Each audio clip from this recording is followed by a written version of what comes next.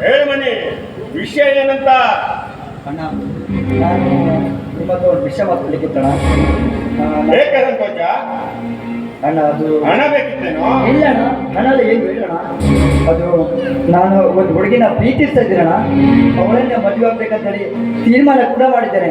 ಅದಕ್ಕೆ ನಿಮ್ಮ ಒಪ್ಪಿಗೆ ಮಾತು ಆಮೇಲೆ. ಹುಡುಗಿ ಯಾರು ಕಣೋ? ಅಣ್ಣ, ಅದೇ ಅಣ್ಣ, ನಮ್ಮ ಮನೆಯಲ್ಲಿ ಕೆಲಸ ಮಾಡ್ತಾನೆ ನಾವು ಸೂರ್ಯ ಅಂತೇಳಿ. ನಮ್ಮ ತಂಗಿ ಲಕ್ಷ್ಮಿ ಅಂತಣ್ಣ. ಮಣಿ, ನಿನ್ನ ಬುದ್ಧಿ ಸರಿಯಾಗಿದ್ದಾನೆ. ನಮ್ಮಂತಸೇನು ಅವರಂತಸೇನು? ಅಣ್ಣ, ಬಡವರು ತಿನ್ನುವುದು ಅನ್ನನೇ, ಶ್ರೀಮಂತರು ತಿನ್ನುವುದು ಅನ್ನ ತಾನೆ. ಹೀಗಿರುವಾಗ ಇವ್ರ ಮಧ್ಯ ಈ ಅಂತಸ್ತನ್ನು ಮಾತೆ ಹಾಕೋಣ. ಒಂದು ಬಾಯ್ ಅಣ್ಣನಿಗೆ ಎದುರು ಉತ್ತರವನ್ನು ಕೊಡುವಿಯಾ? ನೋಡು, ಹುಲಿಯ ಸ್ನೇಹವನ್ನು ಮಾಡಬೇಕೆಂಬುದಿನ ಬರೀ ಸ್ನೇಹವಲ್ಲ, ಸುಮ್ಮನೆ ಅವಳನ್ನು ಮರೆತು ಬಿಡು.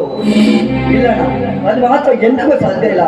ನಾನು ಮದುವೆ ಅಂತಾದ್ರೆ ಅದು ಲಕ್ಷ್ಮಿನ ಮಾತ್ರ.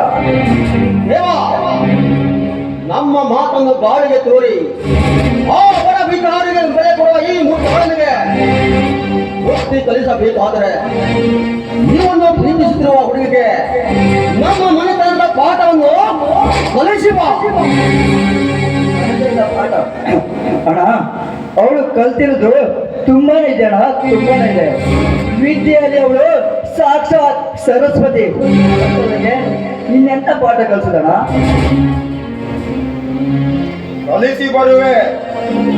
ಅವಳಿಗೆ ಒಕ್ಕಟ್ಟಿಯಾಗಿ ಕಾಡಿಗೆ ಕರೆದೊಯ್ದು ಬೆತ್ತಲೆಯಾಗಿ ಮಾಡಿ ಅವಳೊಂದಿಗೆ ಕಾಮ ಕ್ರೀಡೆಯನ್ನಾಡಿ ದೇವದಾಸಿಯಾಗುವ ಪಾಠವನ್ನು ಈ ದೇವ ಕಲಿಸಿಕೊಡುತ್ತಾನೆ. ಏನು ಇದೇ ಮಾತನ್ನ ಬೇರೆ ಯಾರಾದ್ರೂ ಹೇಳಿದ್ರೆ ಅವರ ರುಂಡೆಯನ್ನು ಕತ್ತರಿಸಿ ಬರ್ತಿದ್ದೆ ಕಣ. ನೋಡು, ನೀನು ಈ ಮನೆಯ ಅನ್ನದ ಅಗಳನ್ನ ತಿಂದಿದ್ಯ ಅಂತೇಳಿ ಸುಮ್ಮನೆ ಬಿಡ್ತಾ ಇದ್ದೀರಿ. ಇಲ್ಲಾಂದ್ರೆ ಆಗೋ ಕಥನೆ ಬೇರೆದು. ಸಮಾಧಾನ ಮಾಡ್ಕೊಂಬಣಿ. ಇವತ್ತೇ ಹೋಗಿ ನಿನ್ನ ಮದುವೆಯ ಬಗ್ಗೆ ಮಾತನಾಡಿ ಬರುತ್ತೇನೆ. ನೀವು ಈ ಮಾತಾಡ್ತಿದ್ರ ಅಂದ್ರೆ ನನ್ನ ಮದುವೆಗೆ ನಿಮ್ಮ ಒಪ್ಪಿಗೆ ಇದೆಯಣ್ಣ? ಪೂರ್ಣ ಒಪ್ಪಿಗೆ ಇದೆ. ಸರಿ ಅಣ್ಣ, ಮನಸ್ಸಿಗೆ ತುಂಬಾ ಸಂತೋಷವಾಯ್ತು. ಬನ್ನಿ ಅಣ್ಣ, ಎಲ್ಲರೂ ಸೇರಿ ಊಟ ಮಾಡೋಣ.